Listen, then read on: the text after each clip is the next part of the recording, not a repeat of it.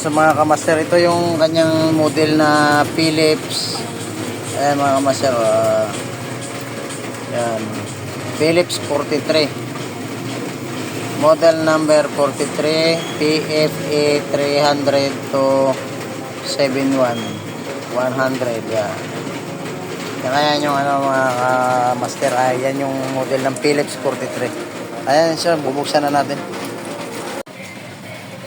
Yeah, so what's up mga master, meron naman tayong tanggap dito na Philips. Ayan, Philips 43 mga master. Ayan, yan, kadadala lang na yan ngayon mga master. Ang sira niya po mga master, sabi ng ating customer, backlight lang daw. Backlight lang daw naging problema na to kasi pinuntahan na daw ng service center ng Philips.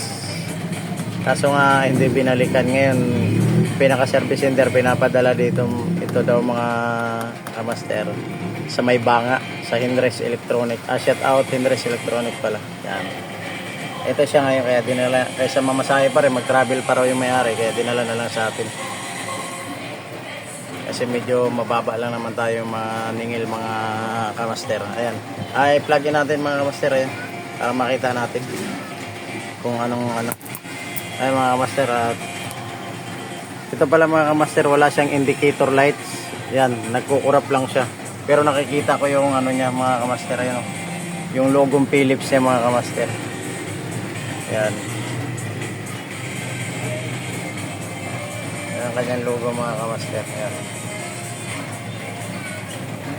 Yan, nawala siya mga kamaster. So backlight niya naging problema nito. Pero check pa rin natin yung log kung bago natin decide kung backlight, kasi unang saksak mo mga kamaster, meron siyang lumalabas na kumikislap yung ilaw niya, lumalabas. Yan, so what's up mga kamaster, ito na yung board ng Philips.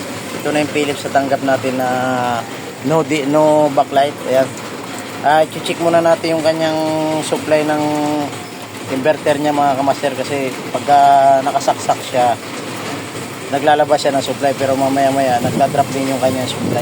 Check muna natin bago natin buksan yung unit, bago natin tingnan yung backlight kung walang problema dito sa kanyang area ng inverter, supply ng inverter backlight. Yan, check muna natin mga kamaster, kasi nagda-drop yung supply niya dyan mga kamaster. Tara, let's go. Lalagyan muna natin. So what's up mga kamaster, ito na nga, napailaw na natin yung backlight nung yan, nakita yung backlight ng Philips. Ayan, nakikita yung mga kamaster. Ayan, yan. Yung mga kamaster, ayan, yan. Ayan, yan. Yung mga kamaster, at napailaw na natin yung Philips ng backlight. Confirm tama yung hinala ko kanina na ang sira niya ito. Yan yung kanyang power inverter ng kanyang backlight ang problema mga kamaster.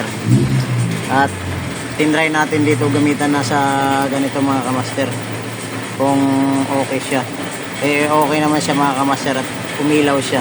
Ibig sabihin na may problema sa kanyang mga kamaster ito, yung kanyang backlight driver niya. Kasi nakita ko na mga kamaster, nung sinukatan ko siya, nagda-drop siya mga kamaster. Kaya confirm dito nga siya may problema sa kanyang backlight driver. Dito siya may problema mga kamaster. Kaya na-confirm natin na dito talaga siya may problema. Ayan mga kamaster, at siguro i-DIY na lang natin to, kasi yung may ganito kasi akong board na Philips 43 mga kamaster, naisama natin sa kalakal.